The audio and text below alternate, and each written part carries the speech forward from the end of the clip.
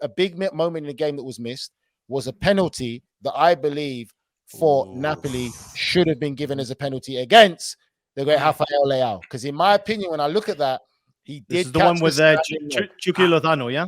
Yes, he caught the standing leg before he can strike the ball. He did not touch the ball. And if Rafael Leao's one was a penalty, after he's passed the ball already, this was a penalty that was definitely missed by VAR.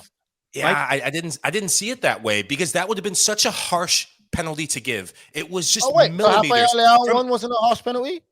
This one would have been way harsher. Are you, Mike? He's already passed the ball. I think he got there first. I think he got there just a fraction of a second. There was one camera angle that I saw that I think he got there first. He catches the standing leg first. I'm telling you. I think he gets ball by millimeters. Then, man, he definitely does catch it. I'm not saying he doesn't catch it, but I think he gets there first. It would have been a harsh penalty kick to give. I'm just going to jump in here in between the two of you because I can see it from both points of view. Initially, Mike, I'm with you. I see this one in real time. I see it. Yeah, this one is just a great time challenge inside the penalty area, which is always risky to do anyway when you go to ground. But then when you watch it closely, the standing leg actually moves because of the contact from Leao. As soon as he makes contact on that standing leg and it moves the foot, it knocks the player off balance. Therefore, in my opinion, that would have been a foul, should have been a foul, should have been a penalty kick. So I can see you. There's Ian, stop saying you can see both ways, Ian. You just said you see it my way. You're right. He hit the standing leg first in the box. It's a penalty. There's no. What I'm saying is, hold on. I'm grabbing the mic. What I'm saying is that I can see your point of view because by the look of it in real time, it looks like he gets the ball cleanly and he just wipes him out. But he actually doesn't. He hits the leg first. So therefore, I think it's a penalty kick. And I don't think a lot of people are speaking enough about that being a penalty kick. So I agree with Nigel here. I apologize, Mike, but I can see, obviously there was penalties galore in this game. It was ridiculous. Yeah. And if any of them had a chance to actually score a penalty kick, we could have had an interesting end in this game as well. Go ahead, Nigel. No, I was just going to say, you're right, though. In real time, it doesn't look like it, but the whole point of VAR is because of that. And when you look at the VAR again, and I don't understand how they did the penalty check and don't clearly see that he hits the standing leg first before any kind of contact is made to the ball. And for me personally, I feel Rafael Leao's penalty, AC Milan's penalty in the first half was very harsh as well. Rafael Leao's already played the ball. I'll understand if he hasn't played the ball first, but if he's already played the ball and made his pass, it can't be a penalty. It makes no sense to me because that wasn't a through ball pass, or it just doesn't make no sense to me. So I get confused, just like our fans who comment in there. As much as we're supposed to be experts, I still get confused in this whole VAR shenanigans, which is why I drink tequila. I thought you were going to say fan Michael Hood. I thought you were going to say the fan over there in Austin, Texas.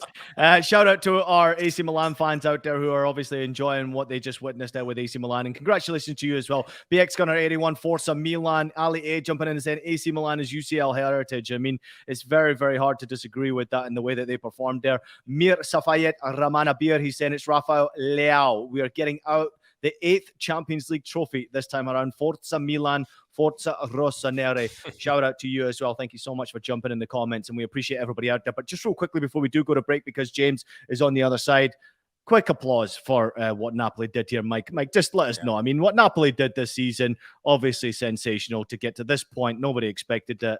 Fabulous. Yeah, it doesn't take... Go on, Mike. Go, Mike. No, go, Mike. I know. Okay, good. It doesn't take away from the dream season that they've had. I said it yesterday in the previews. The question was, I think, from Deontay asking, would this be a failure if they did not win this tie or get through? I do not see this campaign as a failure. Nobody expected them to get to this point. Nobody certainly expected them to do what they're doing in Serie A. It is disappointing given the timing of the injuries to the likes of Victor Osimhen, the suspension of Kim Min-jae. That's a player that maybe if Leao makes that run, we've seen Kim Min-jae with his pace just nullify runs like that, but should have, could have, would have been, what might have been. It isn't. It's AC Milan who goes through, deserved winners over 2 legs. And congratulations to Napoli in a few weeks' time for being Serie A champs. That is still a special season. NRC? I just want to say, listen, I think it's great, like what Michael said there, just going to add to it, that as much as Napoli are out, they were not brushed aside easily by AC Milan, because let's give credit, because this was a good footballing game, and it was just, for Napoli, the ball just didn't end up in the back of the net. And AC Milan were the better side tactically. But we can't act like AC Milan completely brushed Napoli aside. And it's a great season so far for them. Mir Safayette jumping back in once again. He's saying proper respect to Napoli. They showed their class today against us. Just not their best performance in the final third. That is for sure. Real quickly, Milan, Nigel, would they rather play Benfica or Inter? Because a Milan derby in a semi-final sounds pretty goddamn sexy to me. I think a Milan derby is the sexy thing. That's what Italian football would want. That's what Italian football would need. And I think it would be great for Italian football to get a Milan derby in the semi-finals of the Champions League. That would be sensational. I'm thinking of my good friend who's been on House of Champions before, Matteo Bonetti, right now, just watching that Inter Milan game tomorrow, just thinking how great it would be to have a Milan derby in a semi-final with a chance of making it to a Champions League final. Absolutely fantastic stuff.